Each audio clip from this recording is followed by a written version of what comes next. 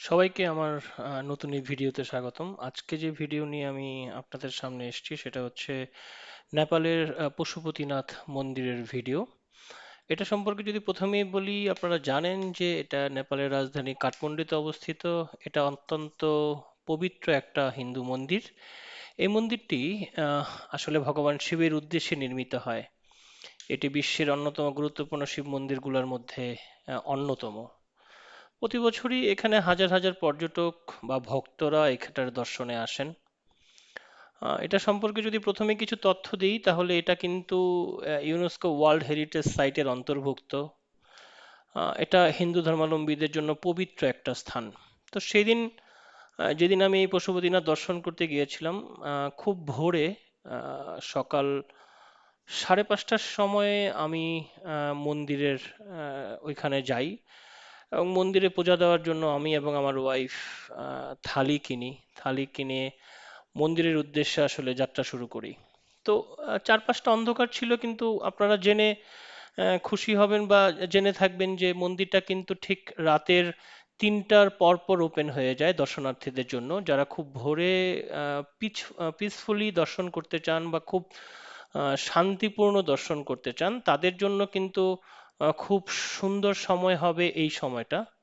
মানে আমি বলছি যে 4টার পরবর্তী সময় বা 5টার পরবর্তী সময় কিন্তু, এরপরেই কিন্তু যখন সকাল হয় তখন সকালে কিন্তু প্রচুর মানুষের ভিড় হয়, তখন দর্শন করতে কিন্তু একটু সমস্যা হয় এবং বেশিক্ষণ কিন্তু পশুপতিনাথ দর্শন করা যায় না। তো আমাদের উদ্দেশ্য ছিল একটু বেশি সময় ধরে বাবা পশুপতিনাথকে দর্শন করব, এবং এই দর্শন করার উদ্দেশ্যেই সকালবেলা খুব সকালে ঘুম থেকে উঠে আমাদের যাত্রাটা শুরু হয়। এবং যাত্রা শুরুর প্রাক্কালে দেখবেন যে রাত 3টা থেকে 4টার দিকেই মন্দিরের প্রসাদ দেওয়ার জন্য অথবা ভোগ দেওয়ার জন্য দোকানগুলো খুলে যায়। এটা হচ্ছে মূল প্রবেশদ্বার মন্দিরের। মন্দিরটা কিন্তু আপনাদেরকে যেটা বলছিলাম প্রথমে বিশাল বড়। সো এই প্রবেশদ্বার দিয়ে দর্শন করতে হয়, ভিতরে মোবাইল অ্যালাউড না। পশুপতিনাথ দর্শন করতে গেলে আপনি পশুপতিনাথ দর্শনের কোনো ছবি বা ভিডিও করতে পারবেন না, সেটা প্রোহিবিটেড। একেবারেই হচ্ছে মোবাইল এখান থেকে নেওয়া যায় না। আমার যেটা সবচেয়ে ভালো লেগেছিল আমি এবং আমার ওয়াইফের, সেটা হচ্ছে সকালের এই সুন্দর দৃশ্য অবলোকন করা। এত শান্তি আমার মনে হয় সকালে না গেলে অন্য সময়টা ফিল করা যাবে না। আমরা মন্দিরে দর্শন করি, মন্দিরের চার মুখ খুব সুন্দরভাবে দর্শন করতে পারি। দর্শন শেষে আমরা কিন্তু মন্দিরের বাইরের সৌন্দর্য উপভোগ করার জন্য বের হয়ে যাই। বাইরেই কিন্তু হাতের রাইট সাইডে আপনারা ঢুকতেই হাতের রাইট সাইডে দেখবেন যে প্রচুর কবুতর আছে, সেখানে কবুতরকে খাওয়ানোর ব্যবস্থা করা, খাওয়ানোর ব্যবস্থা রয়েছে। সেখানে কবুতরকে খাবার দিলে আপনাদের সামনে আসবে, খুব সুন্দর সুন্দর ছবি আপনারা তুলতে পারবেন। এবং এই যে রাইট সাইডে যে বিল্ডিংটা দেখছেন, এটা ভূমিকম্পের কারণে, নেপালে যে ভূমিকম্পের কারণে ক্ষতিগ্রস্ত হয়েছিল, সেটাকে কাঠের পিলার দ্বারা কিন্তু এটাকে করে রাখা হয়েছে, মানে সংরক্ষণ করে রাখা হয়েছে। আমরা যখন মন্দিরে পূজা দিয়ে বের হই তখন সম্ভবত 6:30 বেজে গেছে। ইনফ্যাক্ট তখনই কিন্তু প্রচুর মানুষের আসলে ভিড় শুরু হয়ে গেছে, লাইন অনেক বড় হয়ে গেছে ভিতরে মন্দির দর্শনের জন্য। কিন্তু সে সময়টা বা সে সময়টুকু যারা ওইখানে পণ্ডিতজিরা থাকেন তারা কিন্তু সে সময়টা আপনাকে দেবেন না। এবার মন্দির দর্শন করার পাশাপাশি আমরা যে মন্দিরের বাইরের সৌন্দর্য অবলোকন করছিলাম, আমরা আসলে দেখতে চাচ্ছিলাম যে বাগমতী নদীর তীরে বাবা পশুপতিনাথ মন্দির প্রতিষ্ঠিত বা অবস্থিত, সেই বাগমতী নদীতে আমরা কিভাবে যাব। সো মন্দিরের টোটাল কম্পাউন্ড এত বড় যে এটা আসলে মানুষকে জিজ্ঞেস করে যেতে হয়, কারণ অনেকটা জায়গা কিন্তু হাঁটার মানসিকতা নিয়ে আপনাকে পশুপতিনাথ মন্দিরে যেতে হবে। সবচেয়ে যে সুন্দর বিষয় আমি আপনাদেরকে বলবো সেটা হচ্ছে মন্দিরের সৌন্দর্য। এটা এত পুরনো মন্দির, এত পুরনো বিল্ডিং গুলা, সেগুলাকে যে নেপালের গভর্নমেন্ট অথরিটি এত সুন্দর করে হেরিটেজ হিসেবে সাজিয়ে রেখেছে, এবং প্রত্যেকটা জিনিস এত সুন্দর মানে নির্মাণ শৈলী বা এত সুন্দর কারুপণ্য আপনারা, আমার মনে হয় যে আমি আমার লাইফে অন্য কোথাও দেখতে পাইনি। সো এই যে হাঁটছিলাম বা এই যে আহ, মন্দির দেখছিলাম, এটার উদ্দেশ্য ছিল বাগমতী নদীতে যাওয়া, এবং বাগমতী নদীর তীরে গিয়ে ওইখানে কিন্তু আসলে শ্মশান রয়েছে, সেটা আমি আগে থেকেই একটা ভিডিওতে দেখেছিলাম। সেটা দেখেই কিন্তু বাগমতী নদী দেখার খুব ইচ্ছে হয়েছিল। সো বের হওয়ার পর আমরা খুঁজতে খুঁজতে বাগমতীর দিকেই যাচ্ছি।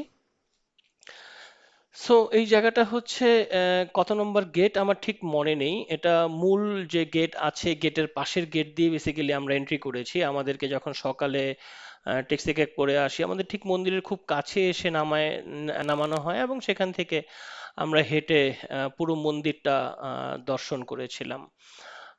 এই যে মন্দিরের কম্পাউন্ড দেখছেন বা মন্দিরের বাইরের অংশগুলো দেখছেন, এগুলা কিন্তু সকালে দেখে আপনাদেরকে মানে জনাকীর্ণ লাগতেছে। মানুষজন এখন আসতে শুরু করেনি, মানুষজন অলরেডি আসতেছে, আস্তে আস্তে মন্দিরের ভিড় বাড়বে এবং এই সব জায়গাগুলোতেই কিন্তু মানুষ দিয়ে পরিপূর্ণ হয়ে যাবে। একটা জিনিস আসলে লক্ষণীয় পশুপতিনাথ মন্দিরে, সেটা হচ্ছে প্রতিদিন এখানে এত দর্শনার্থীর সমাগম হয়, মানে এটা আসলে চোখের দেখায় আপনি না দেখলে বিশ্বাস করতে পারবেন না।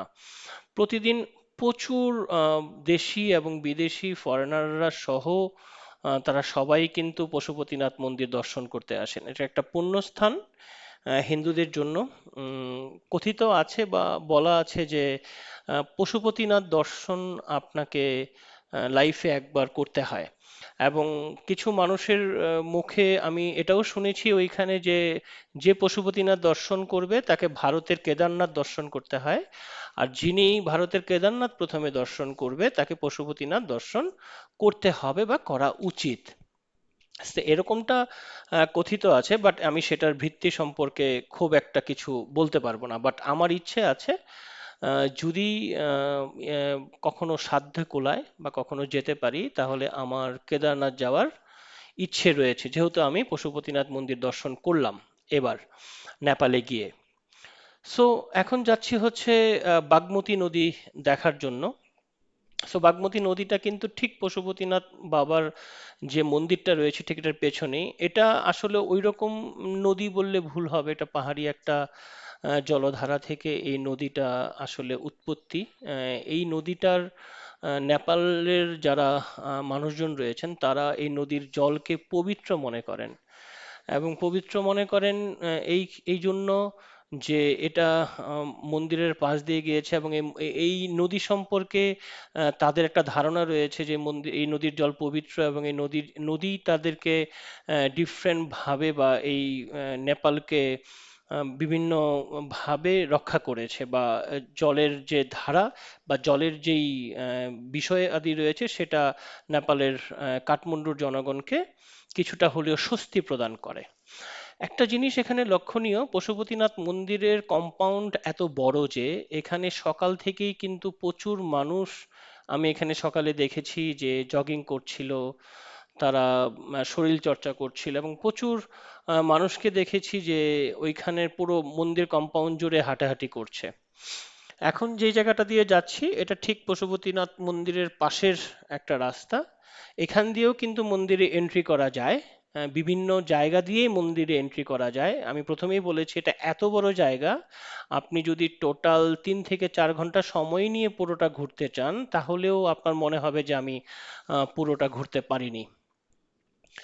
সো এটা হচ্ছে মানে আমি বলবো যে আমাদের হিন্দু ধর্মীয় মানুষদের জন্য একটা অনিন্দ্য সুন্দর জায়গা, যেখানে গেলে আপনার মন এবং আপনার সকল কিছু শান্ত হবে, এবং আপনি একটা পিসফুল জায়গা খুঁজে পেয়েছেন বলে আপনার মনে হবে। যে জায়গা দিয়ে এখন এন্ট্রি করতেছি এই জায়গাটা দিয়েই বেসিক্যালি বাগমতী নদীর তীরে যাওয়া হয়। আমি সেখান দিয়েই যাচ্ছিলাম।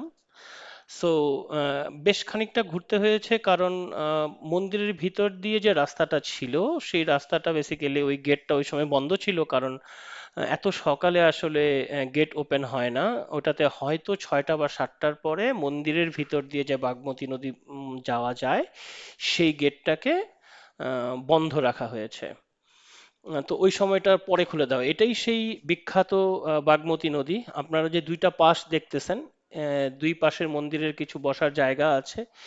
এখানে কিন্তু তপ করা হয়, যাদের শ্রাদ্ধ অনুষ্ঠানের কার্যক্রম করা হয়ে থাকে, হিন্দু ধর্মীয় অনেক যেটাকে বলা হচ্ছে পিণ্ডদান, পিণ্ডদান পর্যন্ত এখানে হয়ে থাকে। এখানে প্রচুর অনেক বড় একটা শ্মশান রয়েছে, যেই শ্মশানে বেসিক্যালি মৃতদেহ দাহ করা হয়।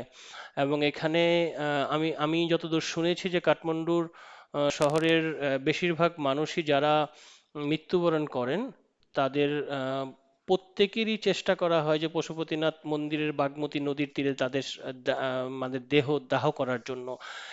এতে করে তাদের একটা এইটা সম্পর্কে একটা ধারণা আছে যে এখানে যদি দাহ করা হয় তাহলে মৃতদেহের মোক্ষ লাভ হয়।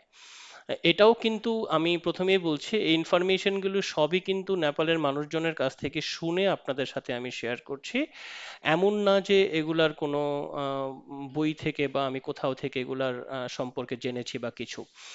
এটা হচ্ছে বাগমতী নদী। আপনাদেরকে জুম করে যেটা দেখাচ্ছি, এই সময়তে এটা একটু ভাটা ছিল, মানে জলে পরিপূর্ণ ছিল না। এটা নাকি আরেকটু জল হয়, একটু জলের স্রোত থাকে।